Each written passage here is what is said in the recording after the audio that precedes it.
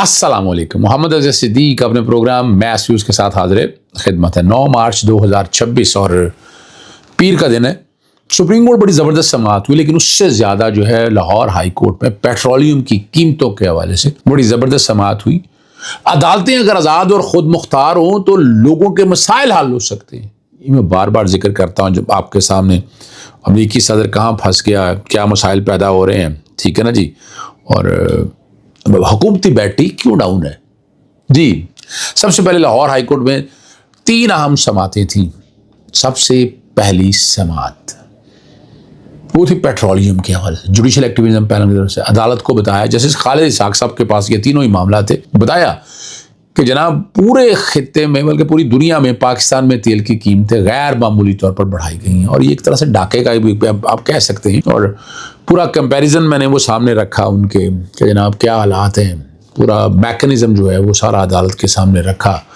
पाकिस्तान में 20% कीमतें बढ़ी हैं, बाकी जगहों पर 4%, 6% से ज़्यादा कीमतें नहीं बढ़ी हैं। और 28 दिन का स्टॉक मौजूद है, 15 दिन का स्टॉक ज़्यादा रखना है, चले 24 दिन का स्टॉक अभी रह जाएगा। अब ये वो सारी बातें, इस पे अदालत के ससवार थे कि असिस्टेंट अटॉर्नी जनरल से पूछा कि आप बताएं 28 दिन का स्टॉक था तो अभी ये कीमतें क्यों।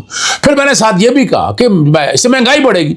अब जो महंगाई बढ़ जाएगी, तेल की कीमतें नीचे भी हैं, महंगाई कहाँ नीचे आने वाली है। यहाँ जहाँ जो एक चीज़ बढ़ गई है, यानी आपके पास तो निज़ाम ही ऐसा कोई नहीं, आंखें बंद करके। और बेसिकली बुनियादी तौर पर IMF पीछे है, जो मर्जी आपके बुनियादी तौर पर जो पीछे है वो IMF है। IMF इस सारे मामले को देख रही है और IMF का काम यही है जो नज़र आ रहा है ये सारा, ठीक है ना जी। और हम बार बार जिक्र और तज़किरा इसीलिए करते हैं कि नहीं जनाब ज़्यादती है। इस पे फिर कीमतों के हवाले से भी अपना जस्टिस खालिद साहब की बड़ी क्लैरिटी के साथ बात थी। और मैं बार बार कहता हूँ कि इसको जल्दी सुना जाए, सारे मामले को देखा जाए। 25 मार्च के लिए समाअत मुलतवी किया है और वफाकी हुकूमत से या उगरा से या बाकी लोगों से जवाब मांगे और अदालत की मुआवनत करें कि क्या हालात है। दूसरा बड़ा मामला वो भी जुडिशल एक्टिविज्म पैनल की तरफ से था।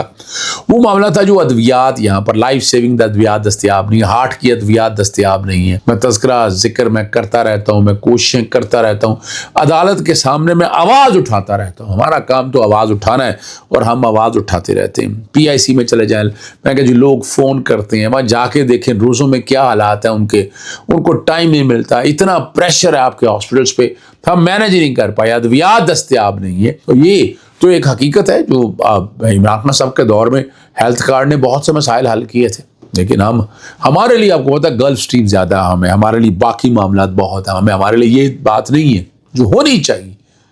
इस पर भी अदालत ने 25 मार्च के लिए नोटिस जारी कर दिया। और यहाँ मैं कह रहा हूँ कि ये वाला केस ऐसा है जो हफ्ते में एक दफ़ा ज़रूर चलाएं ताकि पता चल सके कि अस्पतालों की हालत क्या है।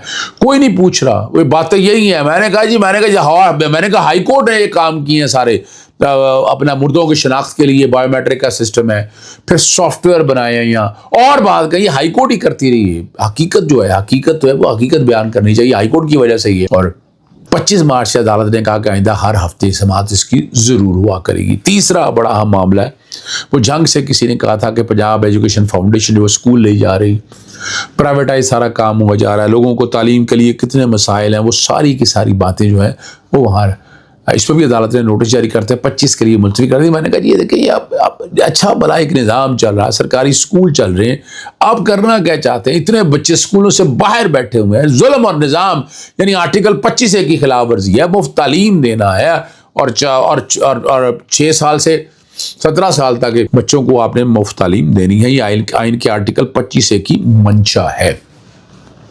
सुप्रीम कोर्ट में बैरून मुल्क भिजवाने का जो झांसा देकर जो रकम बटोरने वाले मुलजिम की दरखास्त जमानत पर समाअत हुई। जस्टिस हाशिम काकड़ ने इस्तफसार किया मुलजिम ने कितने पैसे वसूल किए, और मुद्दई वकील ने कहा कि मुलजिम ने 17.5 लाख वसूल किए। और इस्तफसार के किस मुल्क के लिए जाना था वो बताया गया कि यूनान के लिए जाना था। और शहरी से मुकालमा करते हुए कहा कि यूनान जाकर तुमने दरबदर ही होना था, जवान आदमी हो, बेहतर हो, यहाँ ही मेहनत मजदूरी करो। कश्ती में जाते हुए कई लोग मर भी जाते हैं। और समाज जो है ना ये पीर तक मुलतवी की है। देखिए अदालतें आज भी चाहें तो मेरिट के ऊपर इतना कुछ रिलीफ दे सकती हैं, आपके वहमो गुमान में नहीं होगा। आपके वहम, आप सोच नहीं सकते हैं कि कितने निज़ाम बेहतर है, कितना हालात बेहतर हो सकते हैं। लेकिन आप करेंगे तब है ना, हम तो आवाज़ उठाते रहेंगे, हमारा काम ही आवाज़ उठाना है।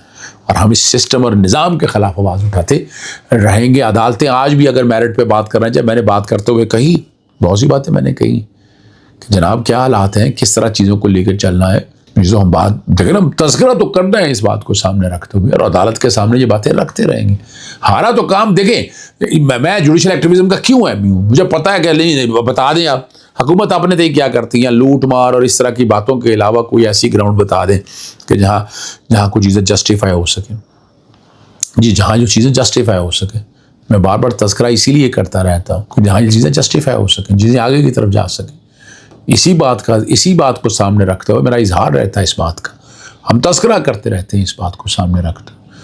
مقصد بڑا واضح ہے، مقصد بڑے کلیئرٹی کے ساتھ میں عرض کرتا چلتا ہوں، اور میں یہی کہتا رہوں گا آپ کے سامنے. اگلی جو بات ہے وہ بڑی زبردست ہے. امریکی صدر ڈونلڈ ٹرمپ جو ہے نا، اور انہوں نے ایران کے ممکنہ نئے سپریم لیڈر مجتبی خامنہ ای کی نامزدگی کا براہ راست تبصرہ کرنے سے گریز کیا.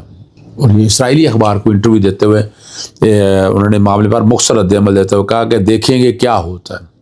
اور یہ بھی کہا کہ ایران کے ساتھ جاری جنگ کو ختم کرنے کے حوالے سے فیصلہ اسرائیل وزیر اعظم بنیامین نیتن یاہو کے ساتھ اتفاق رائے سے کیا جائے گا. ٹرمپ کے مطابق اس معاملے پر ان کے نیتن یاہو سے بات چیت ہو چکی ہے اور مناسب وقت پر فیصلہ کیا جائے. اگر دوسری طرف دیکھا جائے تو ٹرمپ کے قریبی ساتھی امریکی سینیٹر گراہم نے مجتبی خامنہ ای کو سخت پیغام دیتے ہوئے کہا ان کا انجام بھی وہی ہو سکتا ہے جو ان کے والد کا ہوا. شمالی کوریا کا رہنما کم جونگ نئی مجتبی خامنہ ای کو نئے سپریم لیڈر کو مبارکباد پیش کی ہے. اس سے امریکہ کو اور تکلیف ہوئی ہے. یہی تو فرق ہے.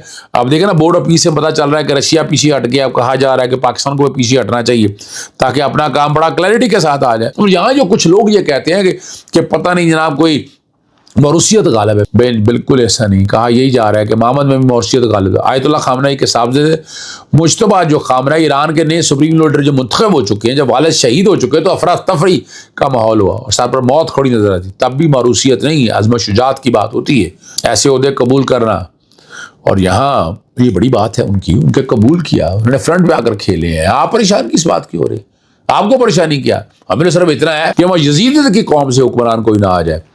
ایران آنکھوں میں آنکھیں ڈال کر بات کر رہا ہے، کھڑا ہے. ہمیں پاکستان کو کوئی فائدہ نہیں دیا اس نے، وہ ایک علیحدہ ایشو ہے.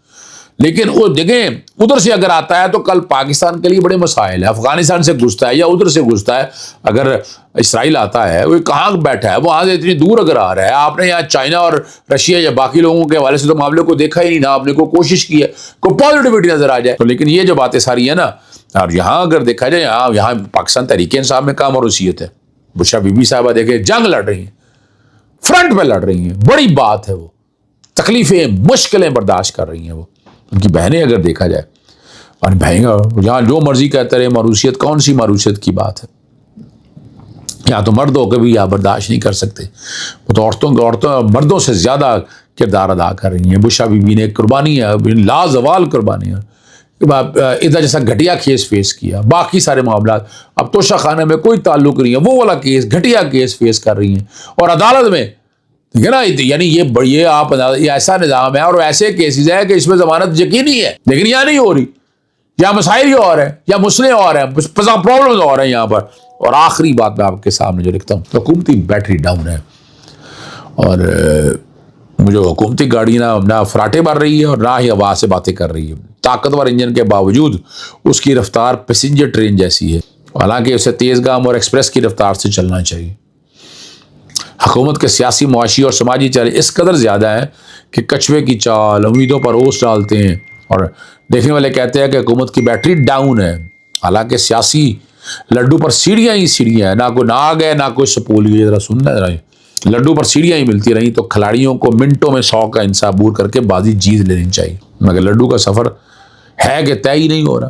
حکومت اگر ناکامی کی طرف ہے نا، کیا کر لیا آپ نے؟ ماں سے بھائی یہ لوٹ مار یا باقی چیزوں کے علاوہ کوئی گراؤنڈ پہ ایسی چیز بتائیں کہ جو پتہ چل سکے کہ واقعی ہی آپ چیزوں کو آگے لے کر گئے. میں یہ تذکرہ کرتا رہتا ہوں، یہ ذکر اذکار میں کرتا رہتا ہوں. میرا نقطہ نظر یہی ہے کہ آپ تک یہی ساری چیزیں بتاؤں، آپ تک لے کے آؤں، حالات اور واقعات میں لے کے آؤں، اور آپ کو ایک ایک چیز کا سینیریو میں سامنے رکھوں. ٹھیک ہے نا جی؟ میرا تو مقصد یہی، ہمارا تو مقصد یہی. ہم اگر اس نظام کو اس طرح لے کر چلیں گے تو آپ کو آسانیاں نظر آئیں گی. اگر آپ اس کو اس طرح نہیں لے کے چلیں گے تو آپ الجھے رہیں گے. یاد رکھیے گا. اجازت چاہتا ہوں. السلام علیکم. اللہ حافظ. پاکستان زندہ باد.